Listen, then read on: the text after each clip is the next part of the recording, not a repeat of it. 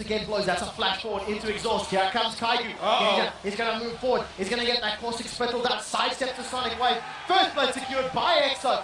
Do you see that? Icapian surprise. Going to put some damage down. Not going to be enough to secure any kills. And this happened the first time in SK Gambit. And Aatrox, he thrives on being at that low health, the 50% to anything under that, because his abilities, they cost current health to cast, so they get cheaper to cast the lower you are. And then he can easily heal back up with that blood price.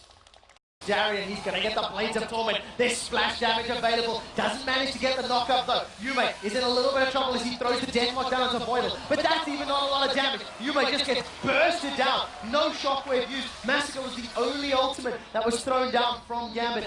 You see Crescendo's not available as well. That was used to initiate the fight. The rest of Gambit now stacking up here on this top inner turret. The slow catches Snoy and Kaigu. They instantly delete him. Knockup lands on the Kaigu. Now he's the next target. That's a double kill for Voidal. Channeling is in Edward and picking up 2 kills on Sona.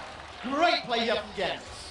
Yeah, and again, about that rage play, that's Darian going with the very fun build with Aatrox. Because when you get below 50% speed, I was going to say it's more misleading. He gets even more attack speed and more spell vamp and more lifesteal.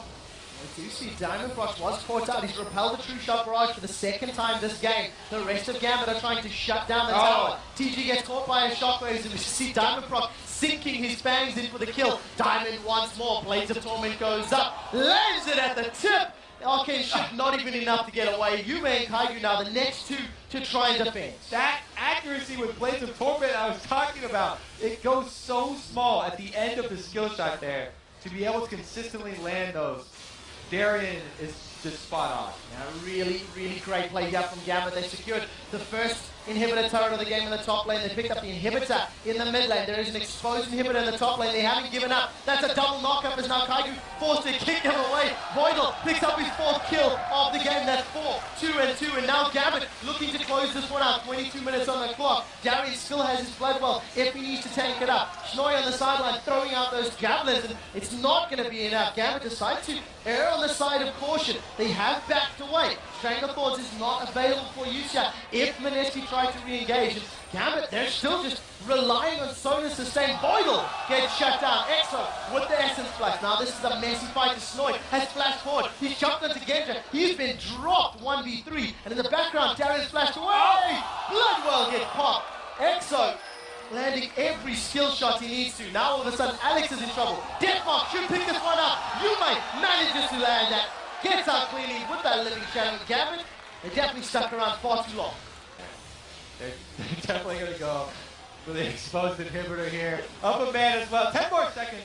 So Nidalee gets back in. Excellent. He's just taking so much damage. Stranglethorns comes down once again, catching only TG. We do see slowed in places. A slam dunk from Darian. Manages to land the damage. Alex continues to solo out the kill onto Exo. He's forced back actually. Does manage to survive. Gambit has picked up 2 kills this fight and the super minions on the Nexus turrets. This should be a good game. They've got so many minions to deal with. A decent javelin toss goes through and Genja is forced backwards. But Darian, with great attack speed and attack damage, should be able to kill these Nexus turrets fairly easily.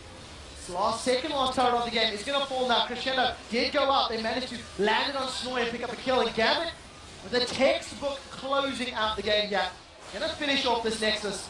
Shockwave was used by Alex in the previous fight, and a very, very convincing win here for Gambit. Put MSK at 0-5, Gambit holding on to the potential of making out of it.